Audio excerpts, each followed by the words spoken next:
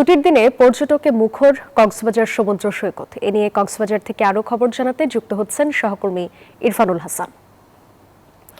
ইরফান, সৈকতে পর্যটকের উপস্থিতি কেমন দেখছেন জানাবেন।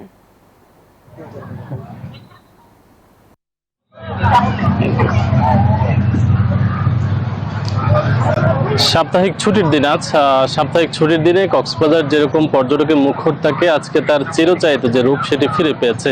কয়েকদিন ধরে কক্সবাজারে বৃষ্টি আর বন্যার কারণে মোটামুটি এক প্রকার পর্যটক খরা চলে আসলেও এখন কিন্তু পর্যটকের বেশ উপচে পড়া ভিড় বলা যায়। আজকে যথেষ্ট পরিমাণ পর্যটকের উপস্থিতি আমরা লক্ষ্য করছি এবং কক্সবাজারের যে কয়েকটি পয়েন্ট আছে, বিশেষ করে কলাতলি, সুগন্ধা, লাবণী সহ সবকটি পয়েন্টে আজকে একেবারে পর্যটকের মুখর রয়েছে।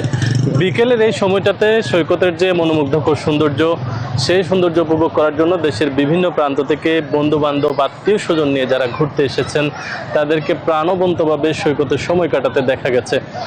কিন্তু বৃষ্টি বাদলের এই সময়টাতে সাগর বেশ উত্তাল থাকে এবং এখানে এই সময়টাতে গোসল করতে এসে অনেকের নিখোঁজ হওয়ার মতো ঘটনা ঘটে, পানিতে ডুবে যাওয়ার মতো ঘটনা ঘটে এবং কয়েকদিন আগে একজন পর্যটক নিখোঁজ হয়েছেন, এখন পর্যন্ত আসলে তার খোঁজ মেলেনি এবং গতকালকে একজন স্থানীয় যুবক এখানে গোসলে নেমে তার মৃত্যু হয়েছে।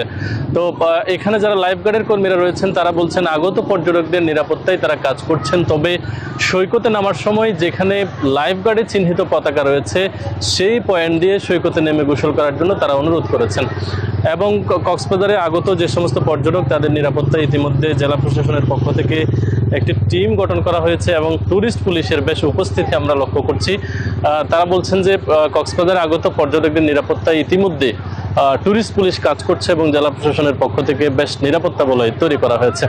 এই ছিল কক্সবাজার থেকে ছুটির দিনে পর্যটনের সবশেষ খবরাখবর। ইরফান, ধন্যবাদ আপনাকে।